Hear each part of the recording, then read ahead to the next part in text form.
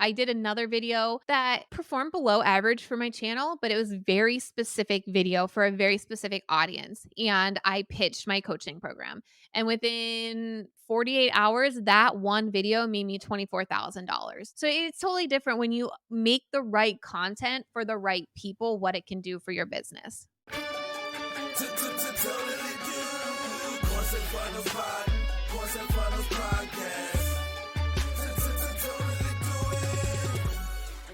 So, Trina, welcome to the podcast. Great to meet you. hi. Let's go. Thank you Hey, so how you much for going? having me. You're welcome. Welcome. Really, really excited to chat with you. So, tell me a little bit about yourself. Give me like kind of the headline Yeah. of what you do. Yeah. So, I went to college just like you were supposed to. We won't date myself.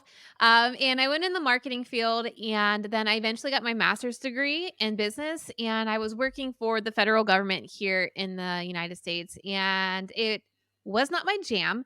It did not allow me any creativity, and yeah, just was not for me. So, with my marketing background, I was also editing videos. I was the friend that took all the videos from our trips and spliced them all Mhm. together and made them fun. I started internet searching, playing around with what I could do, and I decided to start a YouTube channel. I actually started to get into YouTube right as I was pregnant with my first child and immediately clicked. The people that are on YouTube right now, they're all marketers. While they were like mommy Mm, vloggers and they were talking about the best clothes and the food and all the baby gear that I was watching, I'm like, they are marketers. This is wild. And so I just dove right into yeah. YouTube to try and figure it out. I ultimately thought I was going to be a mummy vlogger, but again, not my vibes, not my style. Mhm. And I really started to figure out how to make it work for businesses.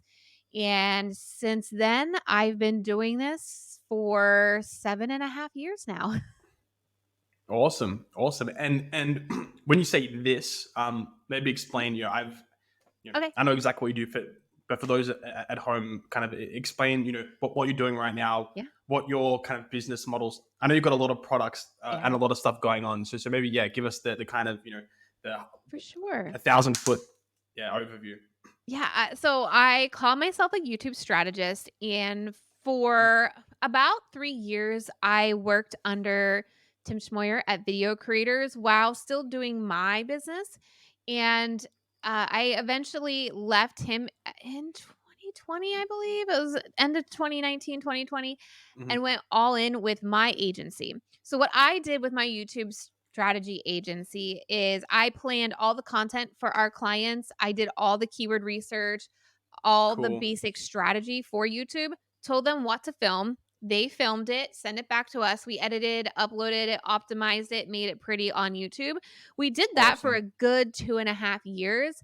And now we're transitioning to more coaching because we as a team really enjoy the proverb, teach a man to fish can fish Hmm. forever. Yeah. We really Hmm. enjoy teaching people how to implement YouTube and also how they could just have an assistant help them with it or make Yeah. it more sustainable to them than hiring out to an agency because a lot of the people we work with are approaching those six-figure marks in their business. And so they can't Hmm. necessarily hire a full YouTube production agency.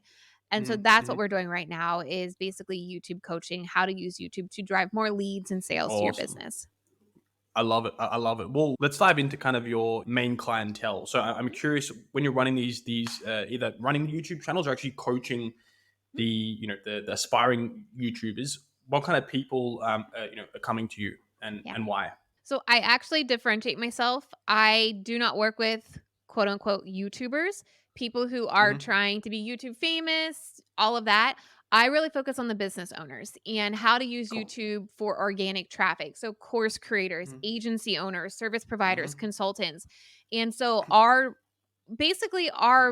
main clientele is business owners and using YouTube as Cool. lead generators. So that's Got basically it. who we're working with. Yeah, that sounds awesome. So tell me, obviously, if you can't say anything, don't say. But I'm curious around some of the kind of info products or even kind of high ticket coaching done with you programs that you've been kind of teaching people how to sell or at least a lead gen through YouTube. Oh What are some man, of the crazy kind of Yeah, Big ones. lots. I've worked with quilters selling quilting patterns. I've worked with a copywriter selling high-end agency services for her copywriting business. I work with a Mhm, funnel software provider. I've also worked with a baker, a calligraphist, a wedding photographer. mhm, The niches are wild that we've worked with. mhm. Yeah, yeah. And I'm curious if we were to zone on just kind of info products and Mhm. coaching as a niche, because like most of our audience uh, is in that space. Are you saying like kind of a course on bakery, or are you just doing YouTube ads for bakers, literally like selling bread? Yeah, so we don't teach YouTube ads at all. We teach Hmm. organic Hmm. content on YouTube. Yeah, And yeah, yeah. the majority of these people that we do work with have a course, a digital product. Cool. Maybe they have Hmm. a higher end service. Like the copywriter Yeah. client, she has a high end agency service, but she Hmm. also has a Hmm. course on copywriting. Hmm. So Cool. pretty much every client we work with has some sort of digital asset to sell through YouTube. Love it. Cool. All right. Well, I'm really, really keen to learn more. So let's say someone has a digital asset at home, a course that they've built, or maybe a course that they're building. They have zero followers, they have zero Instagram, zero subscribers, zero videos. Yeah. What is the first thing they should be doing in terms of getting YouTube live as a sales generating channel? So YouTube's algorithm is incredibly smart, and a lot of people want to blame the algorithm for killing their channel or not being able to reach the people they want. But we need to determine who is our audience, but more important, who is that audience that's ready to buy. The biggest mistake I see a lot of business owners make on YouTube is making this beginner quote unquote content because those aren't the people that are necessarily ready to buy. So if I were to create content for somebody just getting started on YouTube, they're just playing around with it. They've not committed to YouTube yet. They're looking for, is this the right journey for them? Whereas when I'm creating content for how to best tools to upgrade your video quality on YouTube. That's somebody more serious. That's somebody who's been playing around with YouTube and more committed. And so the very first thing that you need to do is understand who your ready to buy audience is so you can start creating content for that person because the name of the game for business owners on YouTube is quality viewers, not quantity viewers. We're not trying to make money over the most views on our video. We're trying to get the right people to see our videos that then want Mhm. to buy our digital assets. Perfect. Yeah, yeah. Okay, so so we've looked at our target market for the course. We've kind of identified that ready to buy Mhm, buyer. In terms of the production, mhm. you know, uh, system, what happens next? I have my buyer, I have my course. I know kind of what segment of the market I want to go after with my content. What do you do next? So we teach a process called the profitable keyword framework. And once you understand who your ready to buy audience is, you start to think about what are the, 20 to 25 words that you would want to show up on Google for because Google owns YouTube. And then we use a tool called VidIQ where we plug these words in and get massive amounts of content ideas. We're able to see based on these 20 to 25 words that you want to show up on Google for or that your audience would be looking for other related topics. So this allows you to build out sometimes a year's worth of content strategy and then you want to take those and start creating series of videos because the other important thing for YouTube is people binging your content. So when you can create a series of videos that make sense for your viewer to go from video 1 to video 2 to video 3, not only are you making the algorithm happy to push your content to more people, so YouTube does all the work for you, but you're warming that person up because the more videos somebody watches of you, the more likely they're going to be like, done, sold, where do I sign up? So, by doing this kind of keyword research process, you're not only coming up with content ideas that your ready to buy viewer is searching for, but you're creating these series of videos that also make the algorithm happy while getting your audience warmed up, lining up to work with you. Yeah, I love it. Could you give us a specific example Mhm, of this step? So, mhm, let's say a course, what you kind of discovered in the market, what keywords or what topics mhm. and or what series is that they ended up launching, and kind of the result from it. So I just reviewed one of my clients' content this morning, and she teaches running for women over the age of 50. She has a membership Cool. actually. And we were breaking down kind of her series, what that was going to be. She started with her main keywords as running over the age of 50, being active over the age of 50, walking over Mhm. the age of 50, healthy habits over the age of 50, because she has a very specific audience and she doesn't want Yeah, YouTube yes. to misclassify her. So everything Mhm, she's going to talk about is specific to women over the age of 50. So what we then mhm. did is we took all of those words, plugged them into vidIQ to then populate much more ideas that we would never even think of, but these are actual terms Wow. that YouTube has pulled that people are searching. And with the Mhm. tool vidIQ, you're able to see how many searches that keyword has every month and how competitive it is. Wow. So once we have all of that, I looked at two of her playlists she's building out right now. One was Mhm. on basically walking habits for over the age of 50. We don't want to throw out how to do an ultra marathon at the age of 50, which is one of her topics later on down the Yeah. road, but she needs to get those first people convinced, okay, I can walk. Lisa's going to teach me how to walk. We're going to pull in, healthy movement habits for women over the age of 50, Cool. walking So techniques for women smart. over the age of 50, walking shoes for women over the age of 50, Mhm, and build up this playlist. So then at the end, mhm. she says, wouldn't you like to have somebody to tell you exactly what to walk, how long to walk, and have walking meditations while you do it, and a community of other women walking with you? Join my membership.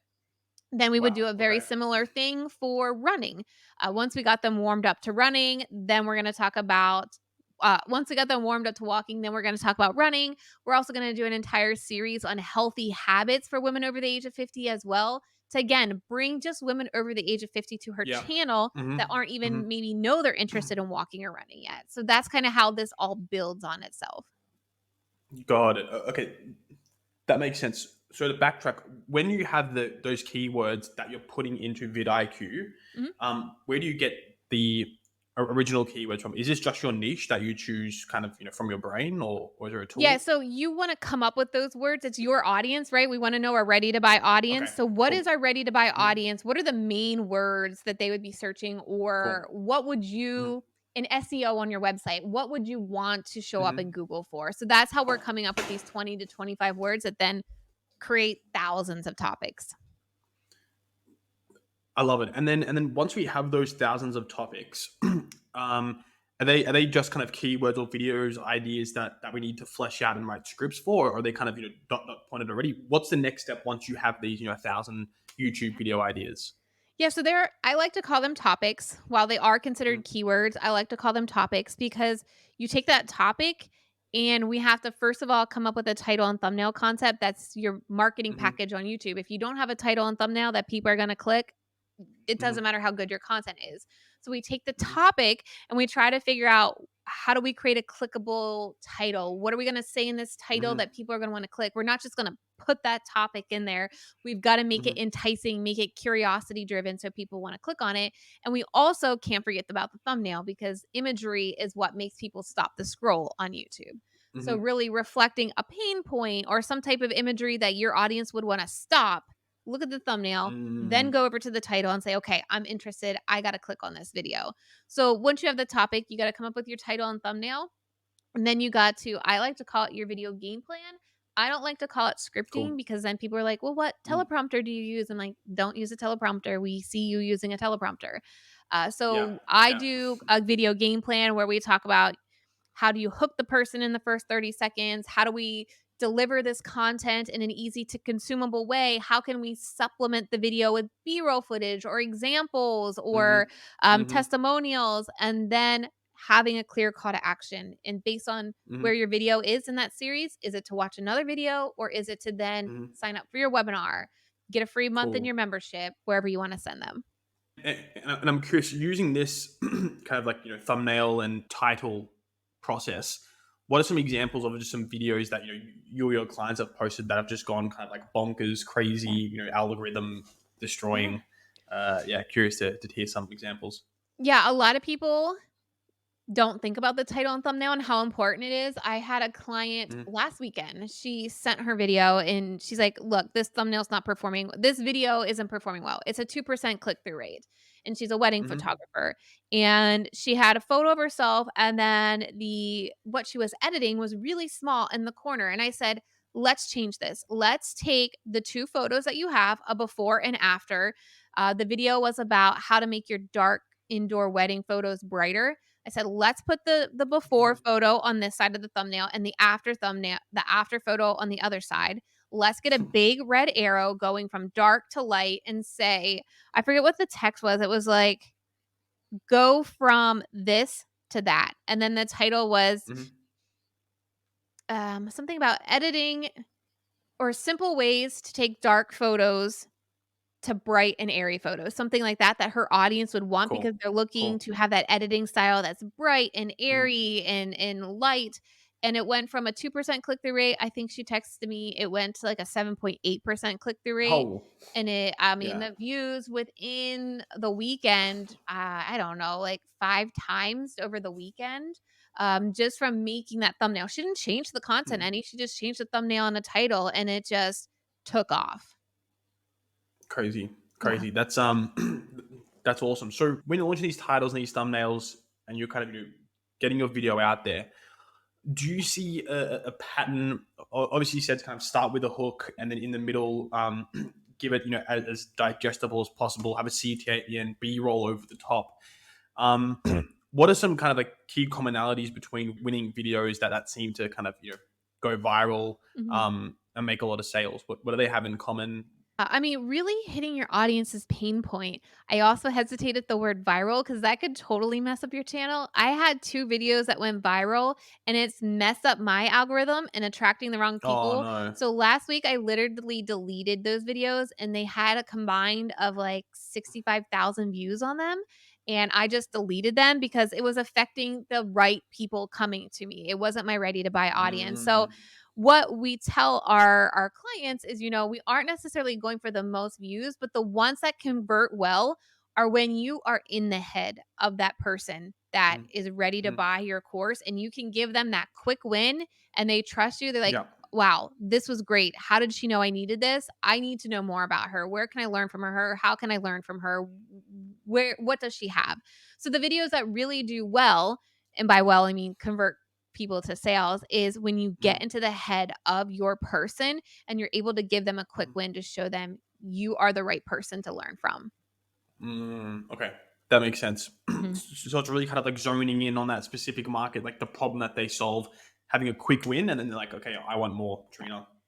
Yeah, an I'm, example of I one, want like to I pay you said, those money. viral Mm, videos, I don't even know if they sent really any sales, but I did another video that performed below average for my channel, but it was very specific video for a very specific audience, and I pitched my coaching program. And within 48 hours, that one video made me $24,000 because people came from that video, applied to my coaching program, and because they were the right person, they were approved. So it's the video didn't perform astronomical. It didn't even perform average, but it was created for a specific person that I knew was ready for my program. I showed them how they could get this win inside, go apply. And the comments are totally different on these videos too. You actually have thoughtful, engaging comments on these type of videos as compared to viral videos where those videos people are just complaining, well, that's not fair. Well, this is YouTube trying to force my channel to perform well. And so it's totally different when you make the right content for the right people, what it can do for your business. wow. Yeah, that's insane. That's Mhm, insane. mhm, That a 24K hour story. So that once you're posting videos, and you got those ideas for someone at home who maybe has an online course mhm, or a coaching program or really any product that wants to get on YouTube. It was for me, but like equipment and setup mhm. and all the fancy things. So if someone's who's stuck, they have no equipment, they want their videos to look professional. Maybe they don't have a huge budget or an in-house studio. What do you recommend to them? Yeah, Is it worth investing in? Should they just yeah.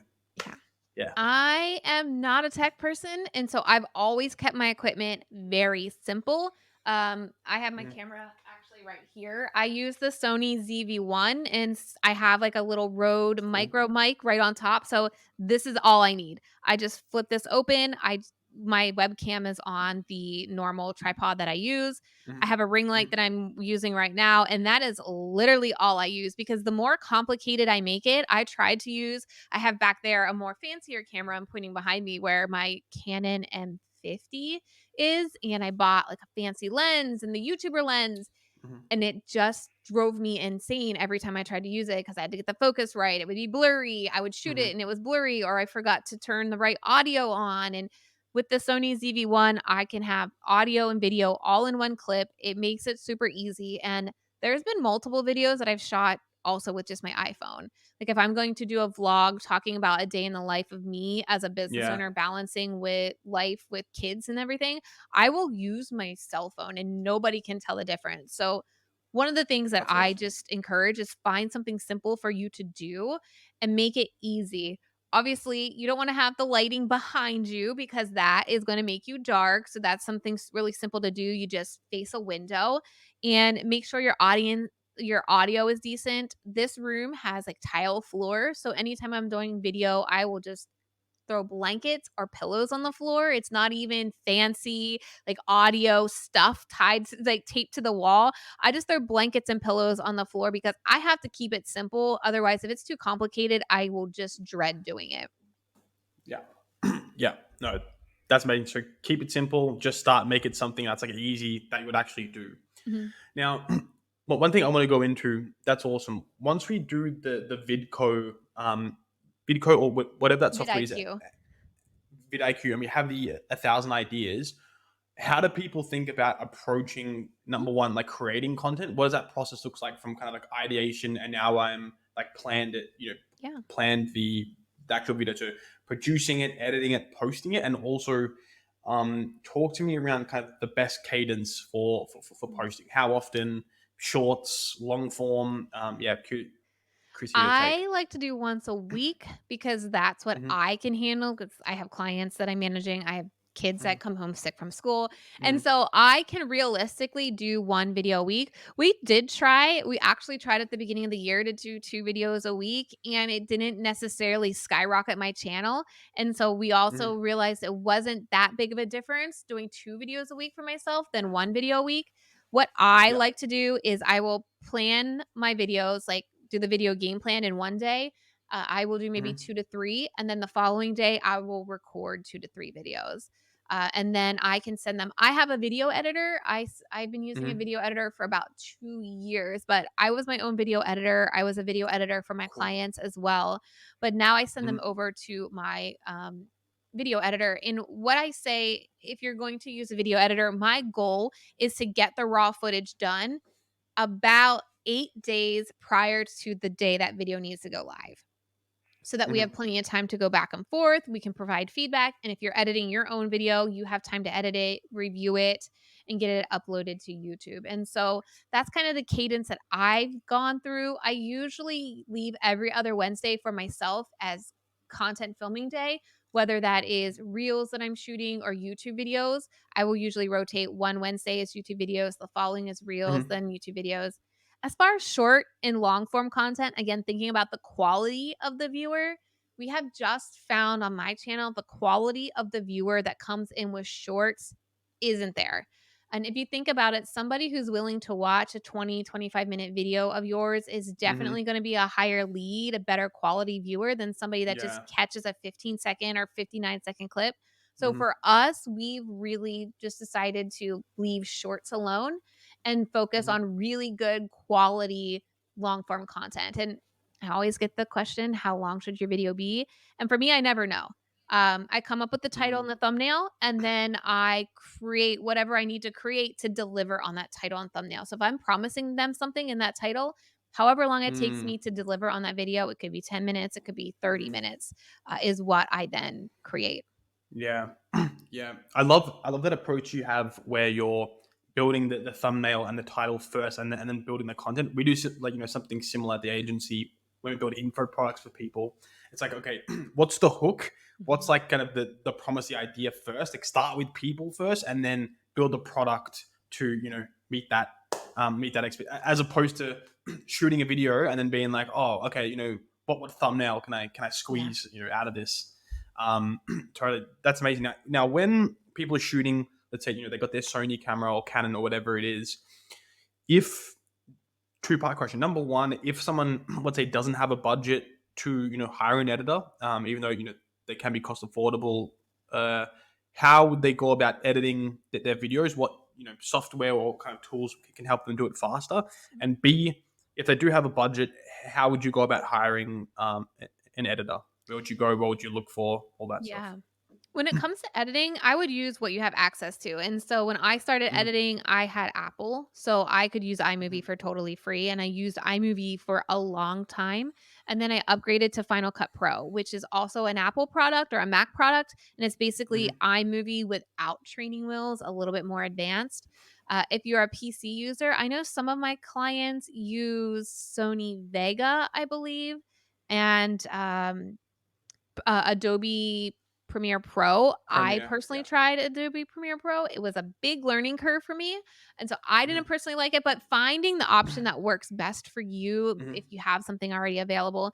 And then as far as finding a video editor, this is very hard for us too because one of the shortfalls that we've had in our agency was finding trained editors for YouTube videos mhm, because people who are trained in YouTube videos, they get what you need to be putting into the YouTube videos. So I personally, I would go on Instagram and I searched Instagram for video editors and I looked at their profile. I looked to see if they were working with YouTube channels. If you're looking for a video editor, whether it's Fiverr or, Upwork, I would see I would ask them if there are specific YouTube videos that they have done. Do they edit in YouTube mhm, videos? The other thing I mhm, would encourage you to do is go to YouTube and watch content and see the different editing styles of different videos and what do you like. Watching videos saying, mhm, I like this editing, I don't like the way they did mhm, this, because that's going to give you a better relationship with your video editor and get a better end mhm. result as well. If you can give them examples of what you like, what you don't like when it comes to video editing. Yeah, yeah, that's awesome. So, one thing I'm curious of is that you've sold like a ton of info products and coaching programs for you and your clients through YouTube organically. Yep. From the YouTube video, the CTA on the YouTube video. I assume it's something kind of like click the bio. What is that process? Or after the CTA from the YouTube video to actually turning them into a customer or a client. I know it varies depending on the price point, but Yeah. yeah, what do you see working right now? So again, when we think of series, bingeable series, we're trying to get the Mhm, viewer to watch a few videos. And so the main calls to action for the first 3 to 4 videos is to watch that next mhm, video. And because you're planning out this series before you even shoot your first one, you know what it's going to be, and so you give mhm. them a reason to click on that next video. You don't just say watch this next video. You say, now that Yeah. you know how to start a YouTube channel, watch this video where I'm going to show you what equipment you need to have to create good YouTube videos. That's going to increase your click through rate to another video. Again, YouTube's going to push your content to more people, more of the right people. You're warming up your viewer. And then when you finally get, to the fourth or fifth video, if they're learning how to use YouTube, they're figuring out, okay, this is how I create my content. This is how I write my script. I'm really starting to think I need some help with this. So I will do a video and the call to action will be, now if you need some hand holding, you want some feedback, you want me in your back pocket to help you build your YouTube channel, go apply to my program. It's at this website. Submit it. We'll be in touch within 24 to 48 hours to see if you're a right fit. Once you've been approved, you can join and get instant access to me immediately. And so it really just rolls straight from content right into the call to action. So you're not giving them a reason to click away. You can put a clickable link on YouTube as well that's called end screen. So you can have a clickable link to another video or to an offsite website. You can also have that link on every single video that you create. So if somebody watches one video and they're like, wow, I really like this person, they go to the description box, you can have that link there and you could get leads from without even mentioning your offers. But the goal for our strategy on YouTube is to get people to watch multiple videos of you so that you're making YouTube happy and you're warming that person up. So by the time they hear a strong call to action, they actually do it. Love it, love it. And what have you seen a difference in terms of like ideal price points or product types Mhm. from YouTube creators? Like obviously there's you know free courses, there's $47 kind of membership subscription all the way to $7,000 programs. I guess what do you see Yeah, with those we kind of run the different price gamut points? on my channel. I mean, my first 5 years in my Mhm, business, I grew my business just by organic content on YouTube without running any kind of ads. wow. And we have free lead magnets that we push to. We have webinars that we push Mhm. to. We have a Mhm. $37 product that we push to. We have $1,000. And that video that I said made $24,000 in 48 hours, that was a $10,000 coaching program. And so we've personally seen success with all options. Again, if you're talking to that person that's ready to buy that offer that you have, um, and you lead them up to it, you warm them up, you prove your authority, you gain trust with them, you could really throw anything at the end of that video for a call to action. Yeah, yeah, I love it. I'm curious, kind of, what are some of the kind of the craziest YouTube channels that you've seen, either like from your client base or yourself or Mhm. someone else on the internet who's just absolutely crushing it with a, with like a funnel in terms of Yeah. YouTube content and then selling a product on the back end. Do you have any kind of crazy examples of someone who's doing it right? So we have a client, a student of ours that teaches gut health, and she's been able to Oh, make over $10,000 on YouTube in her first couple of months on YouTube. She has a wait list from YouTube as well. I'm trying to think of other wild ones. I mean, I have sewing channels for kids. I have quilters. One client just taught how to build a tumbler course, like cups tumblers. She sold a coaching program on how to build your tumble business. And she was able to sell out that product just with her YouTube channel. She was able to sell out that coaching program. It's crazy. very niche and specific. It's about, Yeah. tumblers, selling tumblers online. And then Hmm. another client who's just she's it's really wild. She's over like 160,000 subscribers. She talks about living frugal living. Cool. 160,000 subscribers just about Cool. frugal living. Hmm. She has ebooks, like planners, checklists, all of that as well.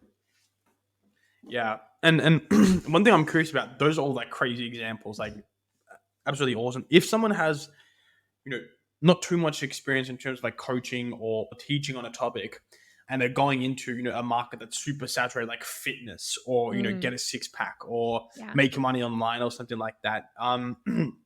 Can they still crack in? Do they need to come up with their own niche? Kind of, how do you think about approaching these kind of saturated in words? Yeah, for sure. You definitely need to be niched out on YouTube because, like I said, we want to go for the people that are ready to buy, the quality viewers, not the masses. When you do this kind of research on vidIQ and you're coming up with all these topics, it will also show you how many times a month that keyword or topic is searched, and it'll also let you know what the competition is. So, is it high competition, low competition? And if you're just getting started on YouTube, you really want to find words that are searched 500 to 5,000 times a month that are low competition. Hmm. So you can break out and you can build a channel with Mm. frugal living, just frugal living. It is low competition, but she was able to blow it up just with that niche frugal living. Instead of going on YouTube doing like saving money or how to save money, she did frugal living in over 160,000 subscribers. So it is really important on YouTube to one, know who your person is that you want to sell to, because that's very niche in general. Like most people aren't going to create like, here's my fitness program. Well, is it for moms? Is it for pregnant women? Is it for 20-year-olds? Is it for 50-year-olds? Is it for men? Is it for right? And so you still have to be very niche in your offer that you have available because you have to write that sales page and that pain point for them and really hit on that. And YouTube's the same way. You need to talk in those videos to that person. Yeah.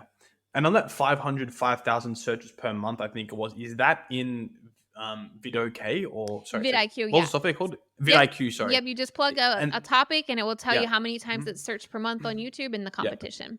Yeah. And are you looking, so like this software will tell you which search terms are good to go after, or do you need to kind of have some skills and decision making when you're in that Yeah. software to It's figure gonna it give out? you the data, and then you Mhm. knowing your audience and as you're building out your Mhm. playlist, you're gonna utilize Mhm. that information to make your decision. So, is this actually Cool. being searched on YouTube because you don't wanna do a video that's not being searched, who's gonna find Mhm. it? So, you're gonna use Mhm. that data to determine, okay, this is being searched and what is my opportunity to actually show up Mhm. for this topic? So, instead of like fitness coaching, which is probably searched a lot but has Mhm. immense competition, maybe I Mhm. think about my client, fitness coaching for women over the age of 50, right? That's probably going to be searched less than fitness coaching, but the opportunity to break out and find that person on Yeah. YouTube is gonna be a lot Mhm. easier, and if you have a program on that, Mhm. obviously, it's gonna be a much easier sell for you. Yeah, yeah, yeah. That makes total sense. And I'm curious. So, like in your kind of 7 previous uh, years of experience on YouTube, you've been launching a lot of products, low ticket. There's like a 10K kind of coaching one. I'm curious how you think about different price points, your experience testing these different pricing structures and pricing models, and if someone was to is in the process of launching an online course and also wanting to launch a YouTube channel to drive traffic, would you start with low ticket? Would you start with high ticket? Kind of what price points do you recommend? Yeah. Honestly, I think you could do any price point again. If you are on video, obviously you immediately get some more credibility. People are going to trust you Hmm. more on video when you're on YouTube. I have Hmm. clients with just a few videos, meaning like 5 or less videos, get clients from YouTube. And I mean like one on one service clients because they answered a specific question that they weren't able to find because the most saturated content is beginner Hmm. content. People who are ready to invest, that have the money to invest, they're much more advanced. They're not looking at beginner content, right? These are people that are Hmm. willing to pay to collapse time, right? They're willing to pay for somebody to help them speed up the process. And so when you are answering their specific questions that they haven't been able to find on YouTube because there's all this beginner content, you're speeding up that authority so much quicker because they're like, I've been looking everywhere for this. I need to figure Hmm. out, how can I work with you? I know, for example, I had an agency client who ended up, we worked together over a year. We probably made over $40,000 on her services. She found me a weekend. I literally had the flu. She said, I just binge watched your content. I want to work with you. How do I sign up? I sent over the contract because it's all automated. And by Monday morning, after having the flu all weekend, she had signed the contract without even getting on a call with me. She just was like, how do I do it? I know you're the right person. I need to work with you. And we worked together over a year. And Mm, that generated, like I said, over $40,000 in revenue for my business over the course of a year. wow, wow. So this kind of like well, multiple videos, but like from one video you can generate $40,000 worth of client sales by Yeah. using this method, which is Yeah. pretty crazy. Um, That's that's awesome. Is there anything like specifically that that you're working on right now, or that you're figuring out or discovering that you want to share? Kind of what's going on in your kind of Yeah. world right now. Right now, we are focusing more on our group clients. I Mhm. audit their content every week, and I love being able to get those aha moments when I look at their thumbnails or their titles, and then they implement Mhm. them, like I said, and immediately saw a 5 times change. Like I said, we've Cool. transitioned away from agency done for you work to now really helping more business owners get to that 6 figure mark and get Mhm. consistent sales from YouTube. Because when you create this ecosystem on YouTube, you're constantly driving people in, you're constantly building them, your reputation with them, and they're coming to your offer, your course. And so that's really what we're focusing on. Myself and my team just love being able to work with these entrepreneurs that are trying to go from Mhm. 50K a year to now 100 to now 150 and really using YouTube to do it organically without having to dump Mhm. loads of money into Facebook or Yeah. having to dance on TikTok or Mhm. Reels. And again, Mhm. creating these videos on YouTube that literally live for years. I have a video from Mhm. 2019 that still drives me leads, sales, email opt ins to this day in 2023. Wow. Yeah. So I'm curious. Between you and your clients, roughly how many YouTube views do you think that this kind of system and this method has generated?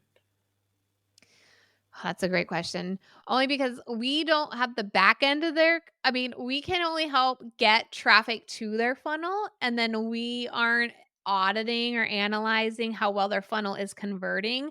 So we can focus on the traffic we can get you to your offer, and then it's kind of up to them to close it.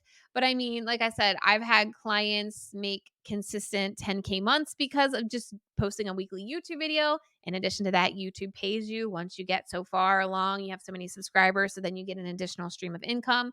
Brand deals and sponsorships are more lucrative on YouTube as well because they know these videos live longer than a reel or a TikTok that maybe lives for a few days and disappears, where YouTube videos live for years. And so it's hard to say. Like I said, I've worked with multi 6 and 7 figure business owners that have used their YouTube channel to generate course sales and agency leads. for the last 7 years. Yeah, yeah. That's amazing. Well, this has been super valuable for me. I know everyone watching is going to find a ton of value. Maybe as the YouTube growth expert, what do we need to add to this video to make it a banger once we post it on? I'm sure there's a lot of things, and you're probably seeing this. This is the terrible YouTube video. We have about 5 minutes left of scheduled time. Let's get this ranking for the target market. Are there any keywords, any things you can say to give us like a cool, Mr. Beast title and thumbnail? Yeah. Again, Mr. Yeah, Beast is going for viral, and Mr. Beast has a massive team and spends a lot of money on his videos. that is So, true. as an entrepreneur, if you're bootstrapping it, you're just trying to get your first course Mhm, out there. I mean, mhm, honestly, understand their pain points, and you should be if you're creating a course, right?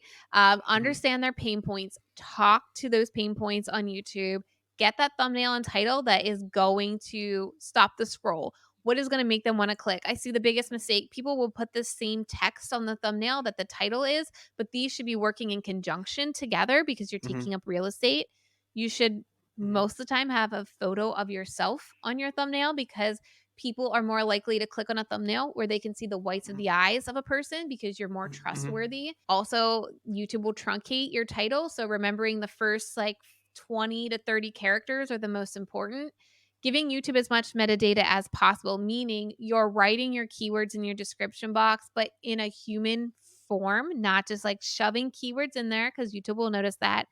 And then mhm, honestly, once you get videos up on YouTube, you're going to start to get the data and you have to spend time reading what YouTube is telling you because YouTube is going to mhm, tell you how are they finding your content? What words are they searching to find your content? What other channels, what other videos are your viewers watching? So you can see if the algorithm has categorized you right or not.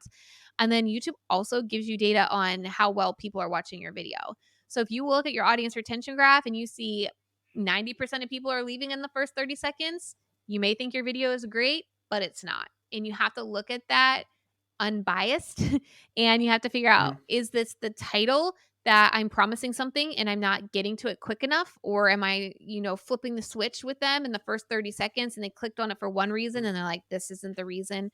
Or am I just boring in the first 30 seconds and I need to do something to keep people watching? Because audience retention will also affect whether YouTube pushes your content out to more people. I like to talk about YouTube algorithm as like Mario Brothers, where you go down like a green pipe and you're trying to collect as many gold coins as mhm, possible. Click through rate, your title and your thumbnail is the best way to collect those gold coins because people are actually going to click on your videos. YouTube's not going to put your video anywhere if people aren't clicking on it. The other gold mhm, coin is then audience retention. If people aren't watching your video and they only watch 30 seconds, YouTube's not going to put your video anywhere because YouTube can't really show many ads on that video if they're only watching 30 seconds. So the longer people will watch your videos, the more watch time you can accumulate is again more gold coins. And then mhm. thinking about that viewer journey, how can I get them to watch 2 or 3 more videos? That's more gold Yeah. coins for YouTube because you're getting them to stay on the platform longer. So that's honestly how I think of big picture a YouTube strategy. How can I gain as Mhm. many gold coins as possible from YouTube? So it does all the promoting for me and I don't have to pay for it like Facebook. Yeah, yeah, that makes sense. Incredible. Well, there's so much value here. I'm feeling embarrassed filming this video that's going to go on YouTube right now because I know once I post the thumbnail and the title, it's going to be average. But I'll send it to you. Maybe maybe you can we can break it down. But I really really appreciate you coming on. Is there anything else that that you want to share to the aspiring course creator or coach wanting to get on YouTube but not wanting to not not getting Yeah. on YouTube? Just Mm, get those couple of videos up, especially if you're a coach. YouTube is such a great platform, like I said, to gain credibility. Everybody mhm, out there has competitors. And what makes you stand out is you, kind of like your vibes, your style of teaching, who you are as a human. And the best way people can determine if you are going to be the best fit for them or not. Doesn't matter. You can write all the sales copy that you want, put it beside all your competitors. What's going to make you stand out is who you are. And if they want to learn from you specifically, video does that. And YouTube is the biggest video platform that there is. So just start getting videos on YouTube and that is the first thing that you can do to start seeing results. incredible, awesome. Well, if people want to learn more about how to take the YouTube games to the next level, get a lot of sales, a lot of views. Where can people reach out to you? What should they do? Yeah, I have lots of content over on my YouTube channel, so Mhm, mhm, trenalittle.com/YouTube. We mhm, also have a workshop that we do, paid per profit per view. So we talk about how to get profit for every view that you have. That's at trenalittle.com/PPV. And I do hang out cool. on Instagram. That's more of my behind the scenes type stuff. YouTube is more my long form educational content. And then Mhm. Instagram is where I share more behind the scenes. And that's trenalittle.com/Instagram. Awesome. Well, Trina, thank you so much for coming. Appreciate all the value that you shared. Hope you had fun. Thanks for coming. Thank you. Thanks for having me.